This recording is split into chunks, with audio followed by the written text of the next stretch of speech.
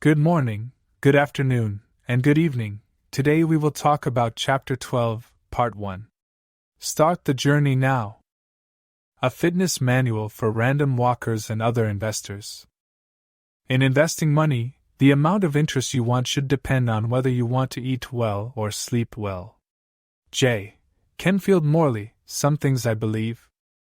Part 4 is a How to Do It guide for your random walk down Wall Street.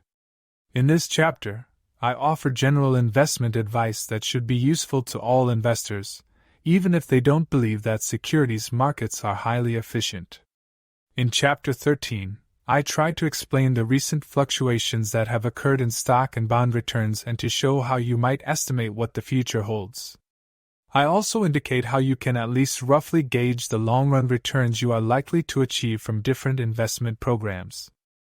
In Chapter 14, I present a life cycle investment guide indicating how the stage of your life plays an important role in determining the mix of investments that is most likely to enable you to meet your financial goals. In the final chapter, I outline specific strategies for equity investors who believe at least partially in the efficient market theory or who are convinced that even if real expertise does exist, they are unlikely to find it. But if you are sensible, you will take your random walk only after you have made detailed and careful preparations. Even if stock prices move randomly, you shouldn't. Think of the advice that follows as a set of warm-up exercises that will enable you to make sensible financial decisions and increase your after-tax investment returns. Exercise 1.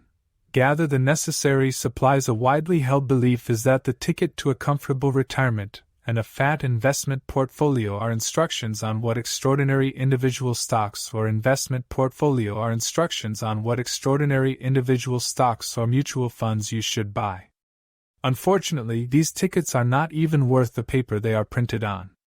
The harsh truth is that the most important driver in the growth of your assets is how much you save, and saving requires discipline. Without a regular savings program, it doesn't matter if you make 5%, 10%, or even 15% on your investment funds. The single most important thing you can do to achieve financial security is to begin a regular savings program and to start it as early as possible. The only reliable route to a comfortable retirement is to build up a nest egg slowly and steadily. Yet few people follow this basic rule, and the savings of the typical American family are woefully inadequate. It is critically important to start saving now. Every year you put off investing makes your ultimate retirement goals more difficult to achieve. Trust in time rather than in timing. As a sign in the window of a bank put it, little by little you can safely stock up a strong reserve here, but not until you start. The secret of getting rich slowly, but surely, is the miracle of compound interest. Albert Einstein described compound interest as the greatest mathematical discovery of all time.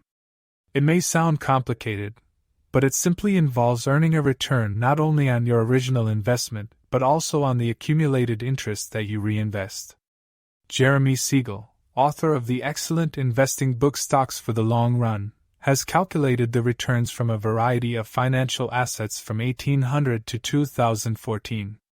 His work shows the incredible power of compounding. $1 invested in stocks in 1802 would have grown to almost $18 million by the end of 2013.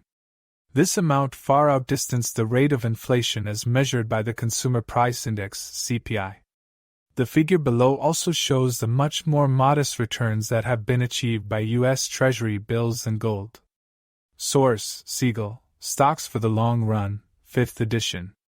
If you want a get-rich-quick investment strategy, this is not the book for you. I'll leave that for the snake oil salesman. You can only get poor quickly. To get rich, you will have to do it slowly, and you have to start now. What if you did not save when you were younger and find yourself in your 50s with no savings, no retirement plan, and burdensome credit card debt? It's going to be a lot harder to plan for a comfortable retirement. But it's never too late to make a plan. There is no other way to make up for lost time than to downsize your lifestyle and start a rigorous program of savings now. You may also have no other choice but to remain in the workforce and to push back retirement a few years. Fortunately, it is easier to play catch-up with tax-advantaged retirement plans that will be described below. So put time on your side. Start saving early and save regularly. Live modestly and don't touch the money that's been set aside. If you need further discipline, remember that the only thing worse than being dead is to outlive the money you have put aside for retirement. And if projections are to be believed, about 1 million of today's baby boomers will live to be at least 100. Exercise 2. Don't be caught empty-handed.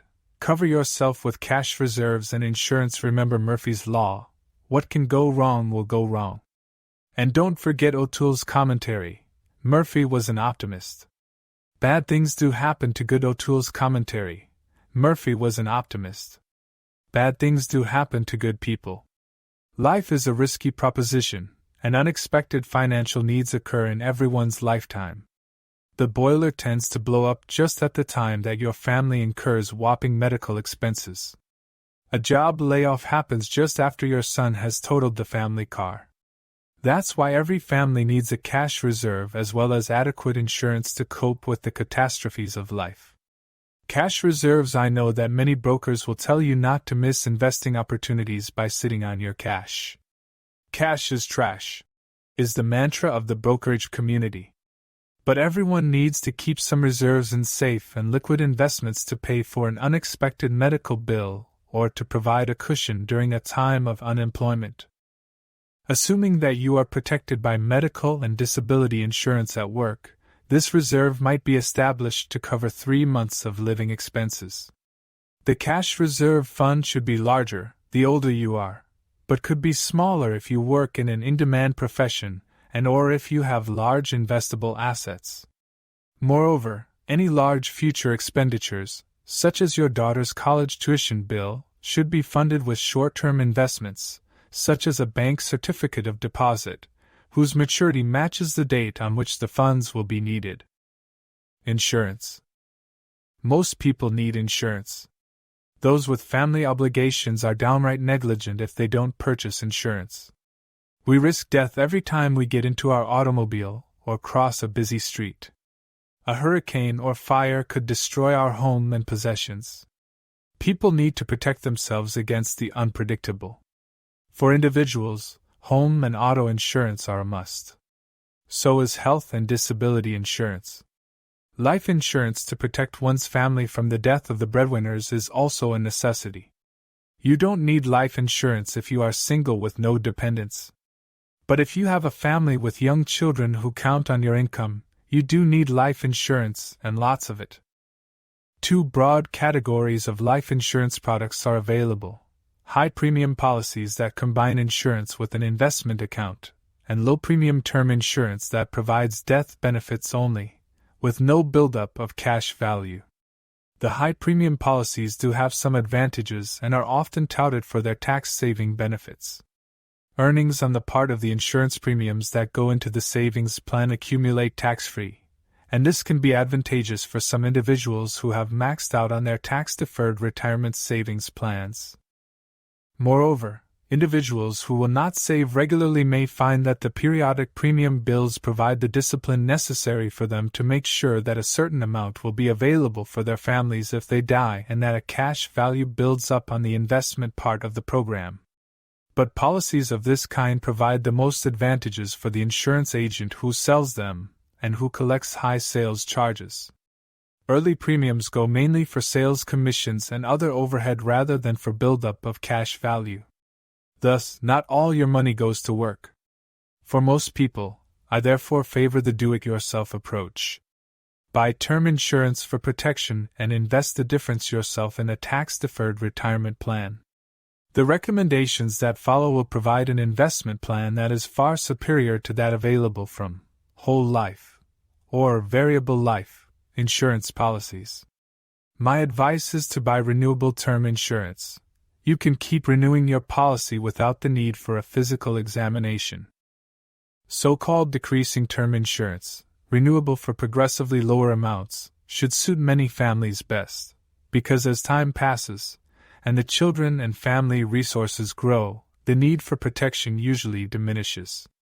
You should understand, however, that term insurance premiums escalate sharply when you reach the age of 60 or 70 or higher. If you still need insurance at that point, you will find that term insurance has become prohibitively expensive. But the major risk at that point is not premature death. It is that you will live too long and outlive your assets. You can increase those assets more effectively by buying term insurance and investing the money you save yourself. Shop around for the best deal. There is considerable variation in insurance company rates. Use quote services or the internet to ensure that you are getting the best deal. For example, you can go to www.termforsale.com and see a number of alternative policies at varying prices. You do not need an insurance agent. Policies available from agents will be more expensive since they need to include extra premiums to pay the agent's sales commission. You can get a much better deal by doing it yourself. Do not buy insurance from any company with an AM best rating of less than A. A lower premium will not compensate you for taking any risk that your insurance company will get into financial difficulty and be unable to pay its claims. Don't bet your life on a poorly capitalized insurance carrier. You can obtain AM best ratings of insurance companies by calling 908-439-2200. Insurance companies pay best for the ratings. The AM best website is at http://www.ams.com. A somewhat more objective and critical rating is offered by Weiss Research, a consumer-supported company, which can be contacted at 800-291-8545. The Weiss website is at http://www.weissinc.com. Deferred variable annuities. I would avoid buying variable annuity products, especially the high-cost products offered by insurance salespeople. A deferred variable annuity is essentially an investment product, typically a mutual fund, with an insurance feature. The insurance feature stipulates that if you die and the value of the investment fund has fallen below the amount you put in, the insurance company will pay back your full investment. These policies are very expensive because you typically pay high sales commissions and a premium for the insurance feature. Unless your mutual fund declines sharply with a fall in the stock market, and you drop dead soon after purchasing a variable annuity, the value of this insurance is likely to be small. Remember the overarching rule for achieving financial security: keep it simple. Avoid any complex financial products, as well as the hungry agents who try to sell them to you. The only reason you should even consider a variable annuity is if you are super wealthy and have maxed out on all the other tax-deferred savings alternatives. And even then you should purchase such an annuity directly from one of the low-cost providers such as the Vanguard Group. Exercise 3. Be competitive. Let the yield on your cash reserve keep pace with inflation. As I've already pointed out, some ready assets are necessary for pending expenses, such as college tuition, possible emergencies, or even psychological support. Thus, you have a real dilemma. You know that if you keep your money in a savings bank and get, say, 2% interest in a year in which the inflation rate exceeds 2%, you will lose real purchasing power. In fact, the situation is even worse because the interest you get is subject to regular income taxes. Moreover, short-term interest rates were abnormally low during the mid-2010s. So what's a small saver to do? Several short-term investments are likely to help provide the best rate of return, although no very good alternatives existed at the end of 2014. Money market mutual funds, money market mutual funds often provide investors the best instrument for parking their cash reserves. They combine safety and the ability to write large checks against your fund balance, generally in amounts of at least $250. Interest earnings continue until the checks clear. Interest rates on these funds generally ranged from 1 to 5% during the first decade of the 2000s. In 2014, however, interest rates were very low and money fund yields were near zero. Not all money market funds are created equal. Some have significantly higher expense ratios, the costs of running and managing the funds, than others. In general, lower expenses mean higher returns. A sample of relatively low expense funds is presented in the Random Walker's Address Book and Reference Guide at the end of this book. Bank certificates of deposit (CDs), a reserve for any known future expenditure, should be invested in a safe instrument whose maturity matches the date on which the funds will be needed. Suppose you have set aside money for junior's tuition bills that will need to be paid at the end of 1, 2, and 3 years. One appropriate investment plan in this case would be to buy 3 bank CDs with maturities of 1, 2, and 3 years. Bank CDs are even safer than money funds, typically offer higher yields, and are an excellent medium for investors who can tie up their liquid funds for at least 6 months. Bank CDs do have some disadvantages. They are not easily converted into cash, and penalties are usually imposed for early withdrawal. Also, the yield on CDs is subject to state and local income taxes. Treasury bills, short-term U.S. government IOUs, which are discussed below, are exempt from state and local taxes. Bank CD rates vary widely. Use the internet to find the most attractive returns. Go to www.bankrate.com and search the site for the highest rates around the country. Deposits at all banks and credit unions listed at this site are insured by the Federal Deposit Insurance Corporation. Addresses and phone numbers are given for each listing, and you can call to confirm that the deposits are insured and learn what current rates of return are being offered. Internet banks investors can also take advantage of online financial institutions that reduce their expenses by having neither branches nor tellers and by conducting all their business electronically. Thanks to their low overhead, they can offer rates significantly above both typical savings accounts and money market funds. And significantly above both typical savings accounts and money market funds. And unlike money market funds, those internet banks that are members of the Federal Deposit Insurance Corporation can guarantee the safety of your funds. To find an internet bank, go to the Google search engine and type in Internet Bank. You will also see many of them popping up when you do a rate search on www.bankrate.com for the banks with the highest yields. The internet banks generally post the highest CD rates available in the market. Treasury bills. Popularly known as T-bills, these are the safest financial instruments you can find and are widely treated as cash equivalents. Issued and guaranteed by the U.S. government, T-bills are auctioned with maturities of 4 weeks, 3 months, 6 months, or 1 year. They are sold at a minimum $1,000 face value and in $1,000 increments above that. T-bills offer an advantage over money market funds and bank CDs in that their income is exempt from state and local taxes. In addition, T-bill yields are often higher than those of money market funds. For information on purchasing T-bills directly, go to www.treasurydirect.gov. Tax-exempt money market funds. If you find yourself lucky enough to be in the highest federal tax bracket, you will find tax-exempt money market funds to be the best vehicle for your reserve funds.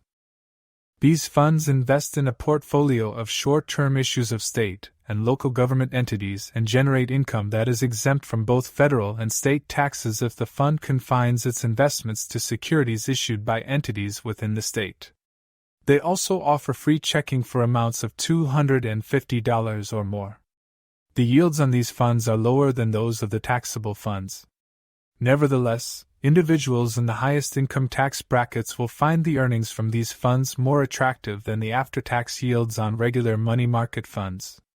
Most of the mutual fund complexes also offer selected state tax-exempt funds.